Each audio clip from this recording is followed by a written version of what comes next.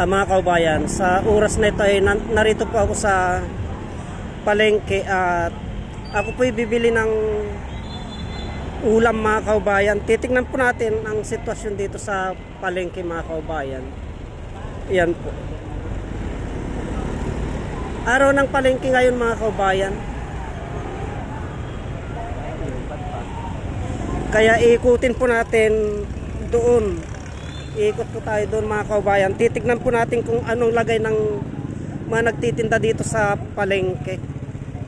Ito mga kaubayan ay parang mga squatter. Ito. Yan po.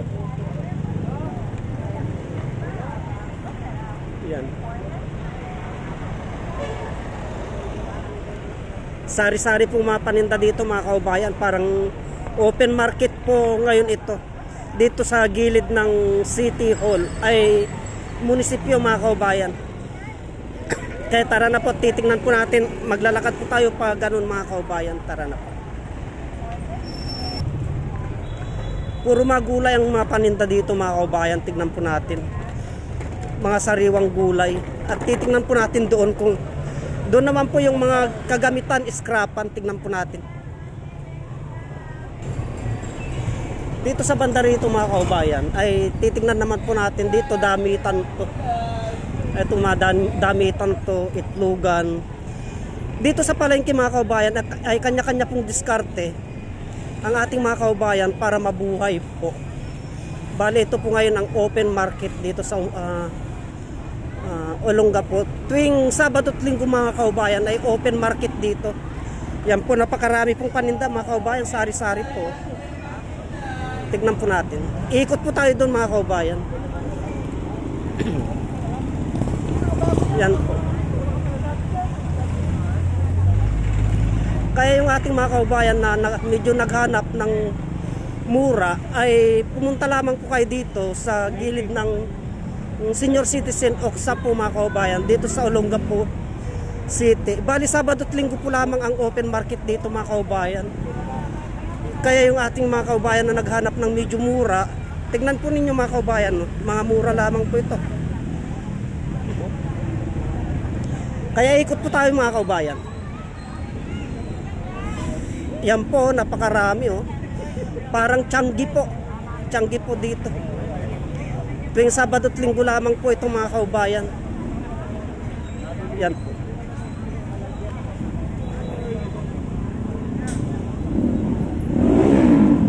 Ito po mga kaubayan, mga sa mga kuryente, mga tools, kagamitan po. Ito po, sari-sari po. Tingnan po natin. O mga wire. Yan po. Papasok po tayo dun sa looban mga kaubayan para makita po natin lahat. Yung kanilang mga binebenta dito. Tandaan po natin mga kaubayan, dito sa Olongapo, tuwing Sabado at Linggo po, open market po dito sa gilid ng City Hall mga kaubayan. Yan po, napakarami po. Mga mura lamang po. Mga bargain. Ipagpatuloy po natin ang paglalakad mga kaubayan. Ayan po. Mga damit, sari-sari na po.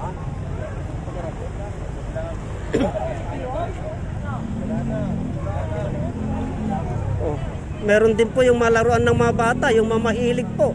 Medyo mahal ang mga laruan na ito mga kaubayan dahil original po ito.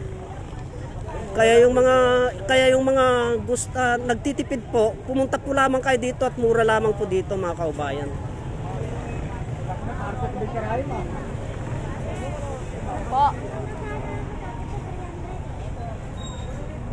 Ito mga damit po ito mga kaubayan. Mura lamang po. Pagpatuloy po natin ang paglalakad mga kaubayan, no?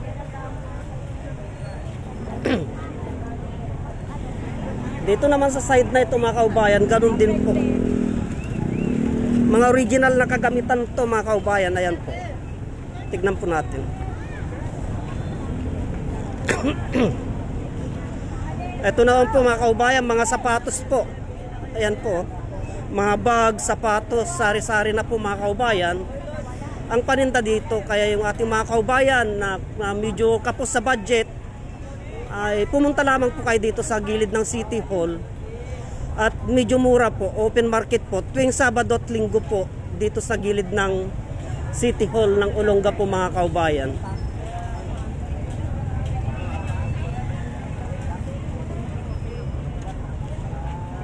So ikutin po natin to hanggang sa palengking bago mga kaubayan at titingnan po natin ang estilo ng mga vendor dito. Ito po mga kaubayan, mga sapatos po ito, mura lamang po ito. Tingnan po natin. Yan po. Mga second hand ito mga kaubayan, pero sa mga nagtitipid ay malaking katipiran sa kanila itong mga ito. Kahit second hand po mga kaubayan. Ikot po tayo.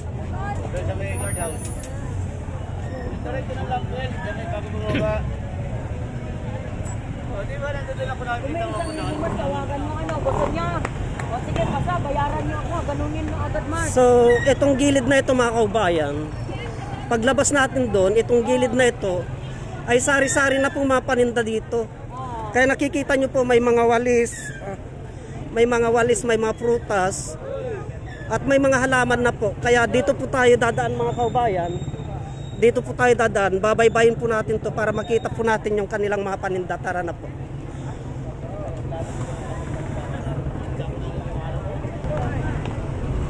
Tignan po natin mga kaubayan. Ang daming halaman.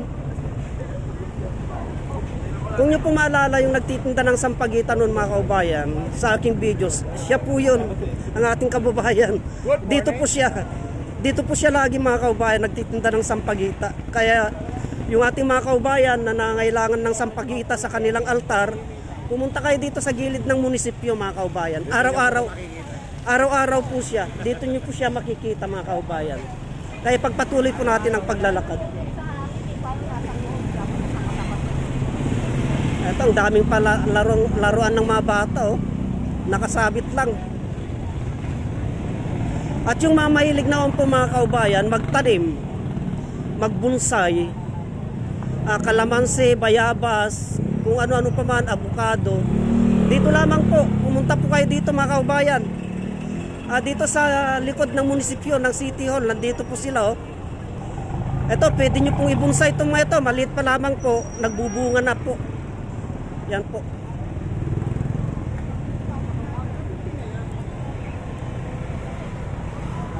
So didiretsuhin po natin ito mga kaubayan. Dito naman sa gilid na ito mga kaubayan,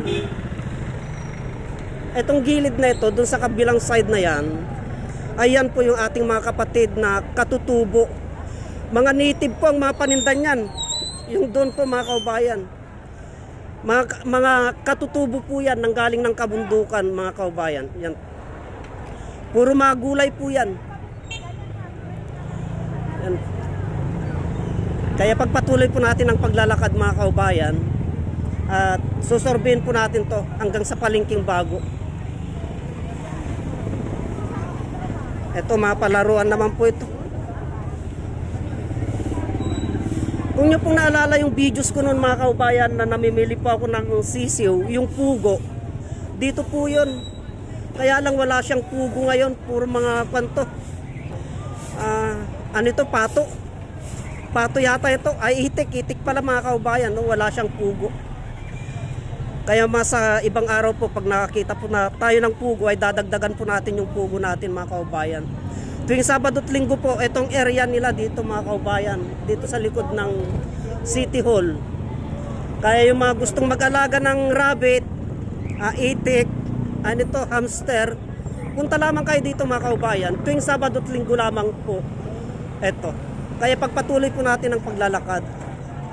Yan po mga kaubayan, parang tiyanggi po. Parang tiyanggi.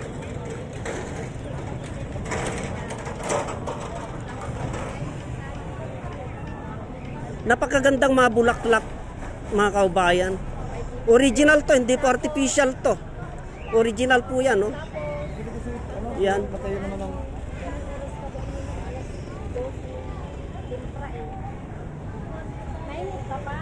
Mga original na bulaklak po itong mga kaubayan, hindi po peke. Dito sa Olonga po mga kaubayan, yung ating mga kaubayan na nabubuhay dito sa Olongapo ay kanya-kanya pong diskarte yan para mabuhay yung ating mga kabayan na vendors. Yan po. Basta't marangal po, katulad po noon, ukay-ukay, napakaraming ukay-ukay, ayun no, pinagkakaguluhan no. Mura lamang po yan mga kaubayan. Lapitan po natin.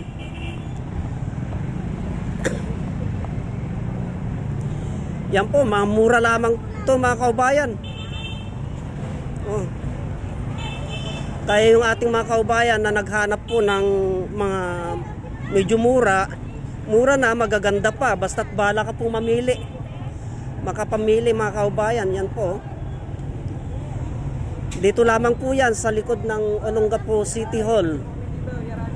Kaya pagpatuloy po natin ang paglalakad mga kaubayan hanggang sa makarating po tayo doon sa kabilang palengke.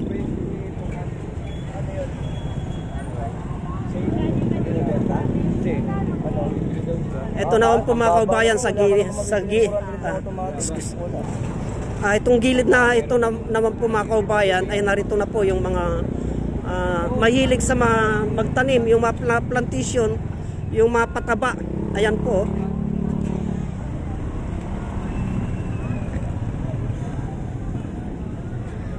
Ito po mga kaubayan, no, yung mga mahilig ng mga pataba, yung mga mahilig magtanim. O sako-sako po yan mga kaubayan. Mura lamang po ito, yung mga mahilig mag-garden. Punta na po kayo dito. Ngayon kung malawak yung taniman ninyo mga kaubayan, pwede na kayong pumakyaw ng sako-sako para hindi kayo maubusan. Ito po mga kaubayan, no, sari-sari po. Napakarami para maging malusog, mataba yung inyong mga pananim. So bali ito na po yung dulo niya mga kaubayan. Maring doon po tayo siguro magtatapos sa banda roon. At gagawin naman po tayo kung saan po tayo magagawin mga kaubayan. Tara na po.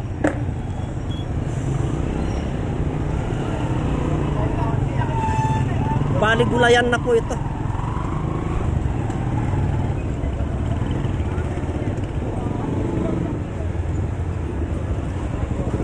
Ito mga kamatis, mura lamang po. Bumaba na po.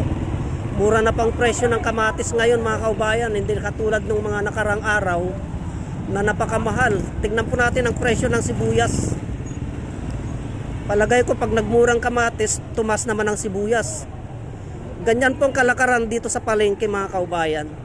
Kaya yung mga nagtitipid, gusto nating magtipid, kayo na mismo po ang pumunta dito sa palengke para makatipid. Yan po. Mga gulay mga kaubayan, no, mura po. 10 piso, 1/4, 20. Napakamura mga kaubayan. Yan po. So bali ito na po ang dulo niya mga kaubayan. Doon naman po ay yung dati nyo nakikita sa aking mga videos. Kaya dito po natin puputulin ang ating videos mga kaubayan at lilipat naman po tayo sa ibang sa kabilang palengke.